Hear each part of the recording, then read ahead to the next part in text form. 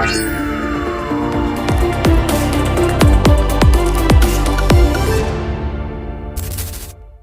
name is Tiana Scarlett, and I serve as the Associate Vice President for Marketing and Communications here at Allen University. We're so pleased that everybody is able to log in successfully here on time. And this is our opportunity for you to hear from our new president, Dr. Stanley Pritchett, about the university's next chapter, and to also have some of your questions answered. Now, the invitation that went out included an opportunity for everybody to submit your questions in advance, and we will answer as many questions as possible in the time that we have available for tonight. In the interest of time and decorum, the mics have been muted. Now, I'd like to introduce you to the president of the Alumni Association, Mr. Lamar Brown. And good evening. Welcome also. This evening, we'll be meeting with Dr. Pritchett. Dr. Pritchett, as you know, is the new interim president for Allen University. He comes to us by way of Morris Brown College, and we're glad to have him. During the time that he's been with us, there's been what I feel, and many of us do, a renewed optimism throughout the campus and across the university as at whole, at large. What we're here this afternoon to do is to not only welcome Dr. Pritchett and all the other attendees, but to also make you aware that of some of the things that have occurred during the past recent months that have been of concern to all of us. As the alumni, we're the only part of the university that cannot change. Everybody else could come and go at their leisure, if you will, but we are constant, we're consistent, we're the rock that the university stands on and builds on. Again, we would like for you to give your undivided attention to this evening, get your questions in as quickly as you can so that he may have more time to answer all of your questions. But for the most part, this is an opportunity for us to reintroduce Dr. Pritchett, and he shared with us the vision for the university. With me here at the Alumni House, where we're operating out of this evening, is Ms. Venus Sabb, who is our financial secretary, Ms. Juanita Reeve, who is also our treasurer, and Mr. Naeem McDaniels, who is our webmaster soon to be. So again, I want to thank everybody for being here.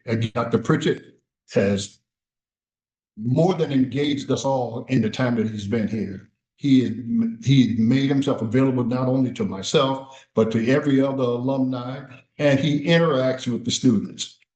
Periodically, I've seen him over in the cafeteria or on the campus, engaging students in conversation as if he would himself were one of the students. So we appreciate that in him, and the students do as well. So again, I want to thank you for your time, and with no further ado, then we will continue and move forward back to Ms. Scarlett. Thank you for that, Mr. Brown. And now I will turn the program over to Dr. Pritchett to make some brief opening remarks. Dr. Pritchett? Good evening. It is an honor for me to serve as Allen University's interim president. In this role, it is my responsibility to set the course for the future of this great institution, building on its more than 150 years of history. So I'm very pleased that you are with us this evening. As alumni, you are caretakers of Allen's history and the evidence of its success. You're an integral part of this university, and I value your input and your support as we embark upon its next chapter. Allen University has the fundamentals needed to build on our past to meet the challenges of the future. A committed board, a resilient campus community, a strong denominational foundation, and the potential to grow with strategic direction. So this evening, I want to share with you my vision and my goals to reach that potential. I believe that Allen University is uniquely positioned to do three things. First, integrate faith, leadership, and academic excellence. We are an AME-founded institution. Allen can produce graduates who are not only career ready, but ethically grounded and community minded. Second, serve as the mobility engine for the first generation and under-resourced students. As the national conversation about access and equity continues to evolve, Allen University can demonstrate that smaller, mission-driven institutions can deliver transformational outcomes when structure and strategy align. And then third, model discipline growth. There's an opportunity here, as in our niche program development of strategic partnerships and workforce alignment and regional engagement. Allen can be agile in ways larger institutions cannot. Our future is not in competing on scale, it is competing on purpose. Our mission. I believe our mission at Allen is to educate the whole student intellectually, professionally, and ethically while advancing equity and excellence simultaneously. The balance comes from this principle. We protect our core, but we modernize our methods. Higher education, especially amongst our HBCUs, is being reshaped by economic shifts, technological change, and workforce demands. Allen University must continue to evolve to meet these changes while staying mission-centered, and that opens opportunities for all students who come to our campus. At Allen, we view our academic mission as encompassing three important pillars I want to share with you this evening. Academic excellence with access. We remain committed to serving students who might otherwise be overlooked while refusing to compromise on rigor and outcomes. Economic mobility and workforce relevance. A degree from Allen must translate into opportunity. That means aligning programs with evolving labor markets while maintaining the liberal arts foundation that develops critical thinkers. And then leadership development with moral clarity. HBCUs have always produced leaders who carry cultural competence and resilience and social awareness. So in an era marked by polarization and uncertainty, that leadership formation is more essential now more than ever. At Allen University, we are not just producing degree holders, but we are developing leaders and professionals and change agents. Finally, I want to address any concerns you may have about your alma mater. When I arrived on campus, it was clear that the moment requires steadiness and not reaction. Given the strong foundation that we have with the support of the Board of Trustees of Allen and the AME Church's leadership, our history teaches us that legacy institutions are resilient. We confront challenges and emerge stronger. What matters most is how leadership responds. My approach in leading this response is grounded in the following principles: stabilize operations, strengthen financial oversight, communicate consistently, and align the campus community around a shared vision forward. The guiding belief of any institution I have served is this: mission must govern every decision. When difficult trade-offs arise, whether financial, personnel related, or strategic, the question is simple: does this strengthen our ability to serve students and fulfill our mission with integrity? If the answer is no, we reconsider. If the answer is yes, we move forward, even when the decision is uncomfortable. These last few months, since I arrived on campus in December, listening, assessing, and aligning, what I have heard from our stakeholders, many of you, students, faculty, staff, and other alumni, faith leaders, and community members, is a sense of optimism. And that makes me feel real good about this environment at Allen University. I've heard loud and clear the message that Allen University doesn't have to transform to succeed. It needs to become the strongest, most disciplined, most forward-looking version of itself. And we can accomplish this together. And I look forward to sharing this journey with you. And we thank you for being on this call this evening. Thank you so much, Dr. Pritchett. At this time, we will proceed with the question and answer part of the program. And we've selected the most popular questions we've received from your submissions to address this evening. And the first question would be, how do you plan to address the longstanding negative images associated with AU? I'm sure we've seen some of the stories in the news and the chatter online. I've seen a few myself. Our focus, though, is on repairing our reputation by being transparent and leading with consistency and clarity. How are we going to do this, some would say? Well, we're going to do this by communicating with you every step of the way, which is why we are here tonight. When I arrived on this campus, I was clear about my approach. I plan to stabilize operations. I plan to strengthen our financial oversight. I plan to communicate consistently and align us around a shared vision forward. We would like for you to be a part of this solution to move Allen University forward in this new chapter. And certainly that will allow for us to be in a more positive light as we move forward as an institution. Thank you, Dr. Pritchett. The next question is, how can we repair the relationship with AU alumni? Well, that's a good question. First, we can repair our relationship with alumni by doing what we're doing now.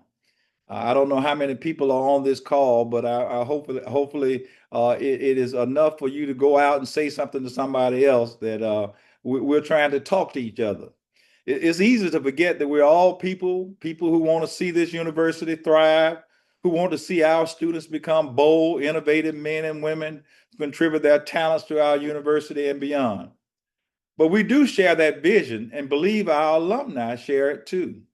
So our goal is to be honest and open with you as possible. That's why we're giving you all an opportunity to ask questions, and we've received a number of them this evening, and we hope to share from those that we have received. Okay. The next question focuses on our student body. What are some innovative ways that the university is looking to implement to increase student enrollment? First and foremost, when anytime enrollment declines, everyone feels it. When retention improves, everyone benefits. Students that continue to matriculate throughout their years. But we must regularly demonstrate how individual actions contribute to institutional results.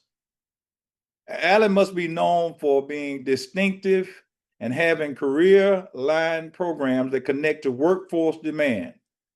Growth follows clarity, and we do that by creating strategic partnerships like dual enrollment pipelines with high schools, transfer agreements with community colleges, faith-based and civic partnerships, and corporate tuition assistance collaborations. We also utilize data-driven recruitment that focuses on recruiting students we are prepared to serve well, targeting geographic focus markets, developing clear financial aid packages, and communicating our costs transparently. So every student, every aspiring student knows exactly what we are expecting from them and what we are expecting from us to them. And finally, protecting institutional integrity. So growing our student body must not compromise academic standards. It must not overextend our facilities. It must not create unfunded liabilities. And certainly it must not outpace student support services that need to be offered.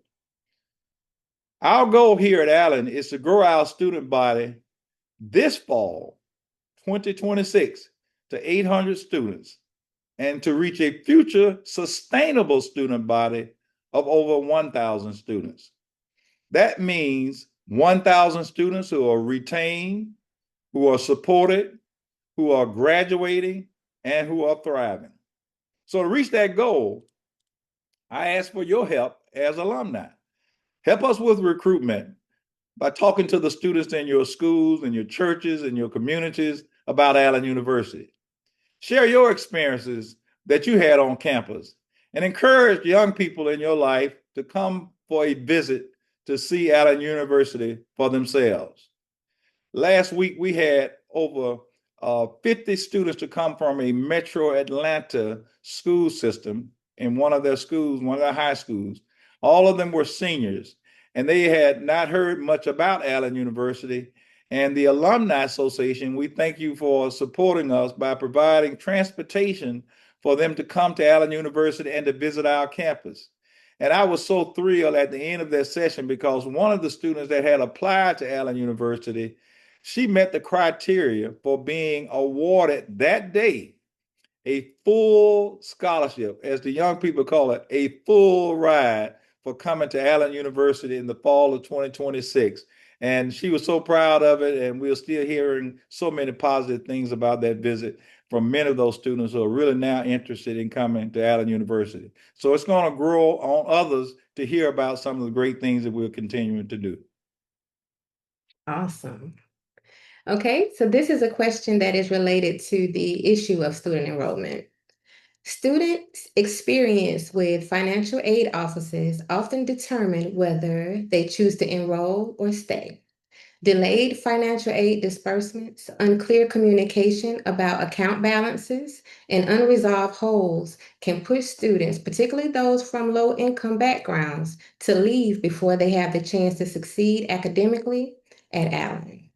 With that in mind, what specific measurable steps is the administration taking to modernize and improve the efficiency of financial aid services? And how do the university's plan directly link those operational improvements to its recruitment and retention goals?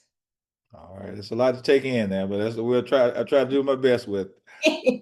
Since I got here in December, in fact, as I tell a lot of people that I talk with, I've been here about almost close to a little over 90 days now. I've spent time, though, as I share with the faculty and staff, about a 30-day plan that I had with the board, about a 60-day plan that I had with faculty and staff, and meeting and greeting them, and a 90-day plan of working with our students and getting them to know better. But I've spent time assessing our operational deficiencies, and I understand that we are not exactly where we want to be, but we know that there are problems, and the first step in addressing problems is to identify them. So we're taking a comprehensive look, and we continue to on how our systems are operating and how they can be made to be more efficient. We have added on another support person to be in place to serve as my executive operating assistant and chief operating officer that will work with all of the other vice presidents to make certain that our systems work together. We don't need to have a system where one department is doing one thing and the other department does not know what they're doing. So we want to make certain that there's synergy and collaboration with one another, and that we're running an efficient operation that will cut down on some of the problems that you have with students being enrolled and getting the right kind of financial aid and being able to take those steps to keep them in line with being able to have a successful semester. So when it comes to making decisions about how to update our systems and ensure that they are functioning properly, we ask ourselves if what we are doing will strengthen our ability to serve students and lead with integrity. And that's our goal. We all have a role to play in improving recruitment and retention. And if we do our jobs correctly, every student will feel supported. The bottom line is students must be able to enroll, receive financial aid, attend class, and graduate without disruption. And every operational decision is filtered through that lens. Our students are having a wonderful opportunity beyond the academic program that we have, but so many activities that our students are involved in throughout the semester, throughout the week, throughout the weekend, throughout the evenings. They are even having a special program this evening that they truly like to have that deals with what they call grocery bingo. And they just love it. I go down myself sometimes and play with them, where they get a chance to take food back there to their dormitories from a bingo game. So we try to look at several things in several lenses to be able to support our students having a well-rounded environment and having a well-rounded, truly that will allow them to be successful throughout the year. Awesome, sir. Okay, so now we have a couple of questions about the development projects on campus. So what are the latest details on the proposed new football stadium? Is there an estimated time frame on when that could be completed? Glad you asked. You asked the right somebody. The university, Allen still owns the property that a lot of people have been talking about that was purchased a few years ago. This is property on Cushman Drive, about 2 miles from the campus, right off of a two-notch road. And recently we tried to make certain that we have claim to it so that everybody would know this is where we are contemplating putting our football stadium. But we want to use the land to develop an athletic complex that includes a stadium for the football program, but as well as facilities for the softball, soccer, track and field programs as well. So we're working with groups who support the project to move it forward. There's no official timeline as of right now because whenever you're trying to develop a project, it takes capital. And of course, we need to work towards having that capital in place so that we can provide, and as we do, we're going to provide more clarity as details are firmed up.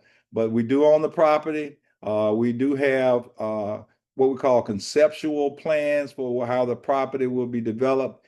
And we need to work more in working with the city, the county, and other ways of developing and having the right type of resources in order to get this to a reality. Awesome. Okay, the next development question is, does Allen still own the Carver Theater? And if so, what are the plans and timelines to reopen that? Yeah. That was one of the first buildings as I was on campus and over by Chappelle Hall. I asked one of our employees, I said, what is that building over there across the street? They said, well, that's the old Carver Theater that was in its heyday in the 50s and the 60s. And so I did not realize at that time, after they shared with me, that we own the Carver Theater. There are some other properties around that theater, but we own the Carver Theater. We own a building that it used to be a bank, but it's actually used and rented as a church now, and some other additional land we own as well. But we've been having discussions with the city and county government. We've had 2 meetings with the mayor. We've had meetings with members of our Richland County government. And talking about a shared vision so that property can be redeveloped and that we can utilize being able to bring Carver Theater back online. So even though we don't have firm plans right now, but we're looking forward to being able to share with you plans for renovating Carver Theater and developing the surrounding property that can be a part of the university's master development plan. But I will have more to say to you and keeping in touch with you. And hopefully we can have meetings like this on a regular basis as we continue to have discussions on progress and making progress on our master development plan. That was great. Okay, so we'll move on to a question about philanthropic support. Voorhees University, an HBCU in South Carolina, recently received $19 million from philanthropist Mackenzie Scott through her Yield Giving Foundation. Yield Giving has distributed approximately $1 billion directed specifically for HBCUs between 2020 and 2025. Given Allen University's mission, HBCU legacy, and demonstrated community impact, has the university explored positioning itself for consideration of a gift from the Yield Giving Foundation? If so, what proactive steps, if any, is the administration taking in that direction? Excellent question. Excellent. For those that aren't aware, Mackenzie Scott is the philanthropist who is the former wife of Jeff Bezos, who owns Amazon, and she has donated billions to help empower nonprofits around the world. And she does it by providing these resources without restriction, so they'll receive an award that can be best determine how to use the funds when they provide them to an institution. If Allen University could get a grant from Ms. Scott's organization, it would be a tremendous gift. She has donated more than $1 million to HBCUs, including the $19 million gift mentioned to Voorhees University. Ms. Scott gives these gifts to organizations that catch her eye, those who are doing remarkable things that she wants to support. There's no application process. So I think we can attract the attention of philanthropic supporters like Ms. Scott and others if we follow the vision that we've discussed tonight, that I've laid out, to strengthen Allen's academic standing, to work towards a more refined financial structure, and work towards an enrollment trajectory based on our vision for moving forward for the students that we have enrolled. I believe we have an opportunity, though, to demonstrate our resilience as an institution because we have a committed board of trustees, a strong denominational foundation, we have strategic growth potential, and as your engagement here tonight illustrates, a supportive campus community. So as an institution, we are exploring multiple avenues, including local, state, and federal funding opportunities, as well as grant programs and private foundations. And I encourage your participation in this effort to bring more resources to this campus. All right. Okay, so our next question will be, how will you measure Allen University's success in 5 years? That's another good question there. 5 years from now, 2031,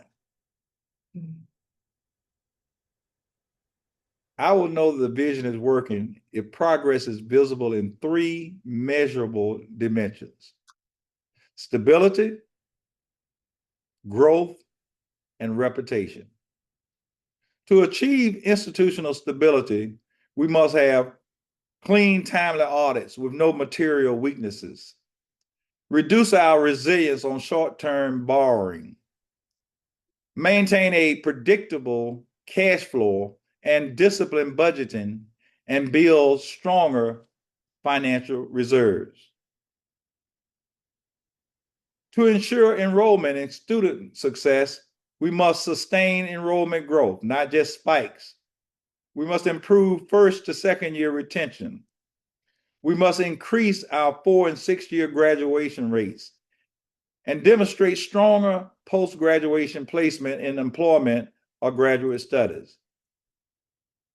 To maintain academic and programmatic relevance, we must ensure our academic programs align with workforce demand. We must expand partnerships with industry, nonprofits, and government entities, and increase faculty scholarship and innovation that elevates our institutional profile. To show up our campus infrastructure, we must make visible improvements in facilities, address deferred maintenance, and modernize technology across academic and administrative functions. And we must build our reputation and confidence through increasing philanthropic support, renewing alumni engagement, improving positive community perception, and restoring accreditation strength and compliance confidence. If students are thriving, faculty feel supported, finances are stable, and external stakeholders express confidence, then the vision is not rhetoric, it is working. And that's what we're looking forward to as we move toward 2031. Wow. All right, so moving right along. What is your vision for preparing students for the workforce or graduate school after graduation? As I've indicated earlier, I view Allen's mission as encompassing three important pillars: academic excellence with access. We must remain committed to serving students who might otherwise be overlooked while refusing to compromise on rigor and outcomes.